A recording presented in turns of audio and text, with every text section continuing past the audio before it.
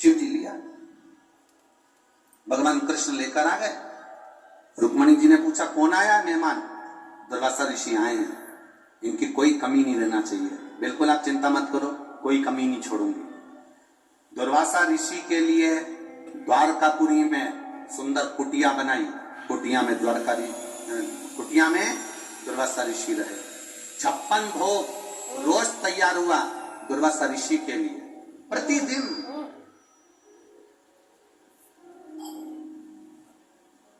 प्रतिदिन 56 भोग तैयार, क्योंकि कब क्या मांग ले कोई भरोसा नहीं। आज दुर्वासा ऋषि भोजन कर रहे थे और भोजन करते करते तभी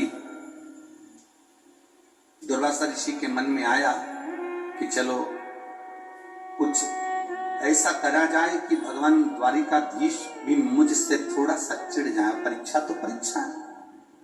और दुर्वासा बाबा ने जिस कुटिया में रह रहे थे उस कुटिया में आग लगा दी, कुटिया धधक कर जलने लगी। सारे द्वारकापुर वासियों ने पानी डाल डालकर कुटिया की आग बुझाई। द्वारकाधीश आ गए, कुटिया में आग कैसे लगी, किसने लगाई, सब आपस में बात कर रहे थे। तो इतने में दुर्वासा ऋषि पीछे से आकर द्वारकाधीश के कंधे पर हाथ रखकर कहते हैं आग मैंने लगाई। तो भगवान द्वारिकानाथ ने पूछा अपने घर में आपने आग लगा दी, क्यों? भगवान बोले मेरी मर्जी, क्योंकि मैं तो मेहमान हूं, आग भी लगा सकता। भगवान द्वारिकाधीश ने मन में सोचा ऐसा मेहमान किस काम का जो आग लगा दे अपने घर में, मैं तो मेहमान हूं, आग लगा सकता, कोई बात नहीं, बुझाओ।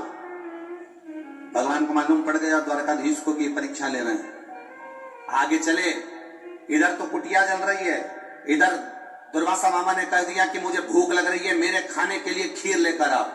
भगवान ने 56 भोग बनवा के रखे थे, रुक्मणी जी खीर लेकर आ गई, जो दुर्वासा ऋषि को दी। दुर्वासा ऋषि ने खीर खाई, आधी खीर दुर्वासा ऋषि ने भगवान कृष्ण पर फेंक दी। झूठी खीर दुर्वासा ऋषि की आधी मुख से खाई खीर द्वारकाधीश पर फेंकी, कटोरा नीचे गिरा, खीर भगवान कृष्ण के शरीर पर थी और कृष्ण के शरीर पर खीर लगी है। और इतने में दुर्वासा ऋषि ने कहा सुनो द्वारकानाथ, जो खीर मैंने तुम्हारे ऊपर फेंकी है पूरे शरीर में मलो। भगवान द्वारिकाधीश ने उस खीर को पूरे शरीर में मला। मलते से रुक्मणी जी हंस दी और रुक्मणी जी के चेहरे पर हंसी आ गई कि ऐसा मेहमान पकड़ कर लाए हो जो तुम्हारी इज्जत नहीं कर रहा। ऐसा मेहमान पकड़ कर लाए जो तुम्हारी इज्जत ना करे, तुम्हारा सम्मान ना करे, तुम्हारा आदर ना करे। खीर फेंक दी, द्वारकाधीश के शरीर पर खीर लगी थी और रुक्मणी जी हंस दी। हंसते से ही दुर्वासा ऋषि को क्रोध आ गया और दुर्वासा बाबा ने कहा सुनो कृष्ण, आज पूरी द्वारका घूमने के लिए जाऊंगा, पैदल चलकर नहीं जाऊंगा, रथ पर बैठकर जाऊंगा, पर रथ में ना घोड़ा जुतेगा ना घोड़ी जुतेगी, उस रथ को खींचने के लिए रुक्मणी जुतेगी। रथ को रुक्मणी खींच कर लेकर जाएगी, ना घोड़ा ना घोड़ी लगेगी, रुक्मणी लगे रथ पर।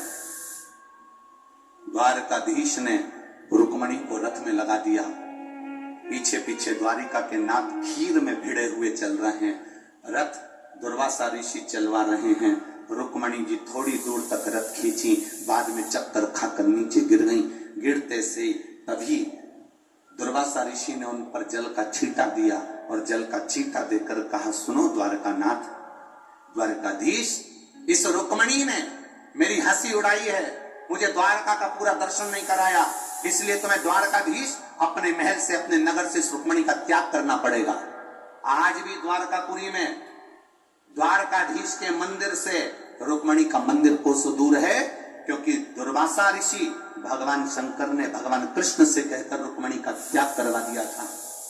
तब भगवान दुर्वासा ऋषि ने कहा हे कृष्ण, मैंने तुम्हारे शरीर पर खीर दी थी, वो खीर तुमने पूरे शरीर पर नहीं लगाई।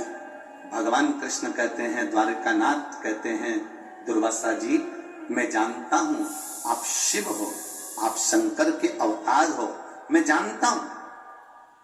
तो भगवान दुर्वासा ऋषि ने कहा मैंने तुझे खीर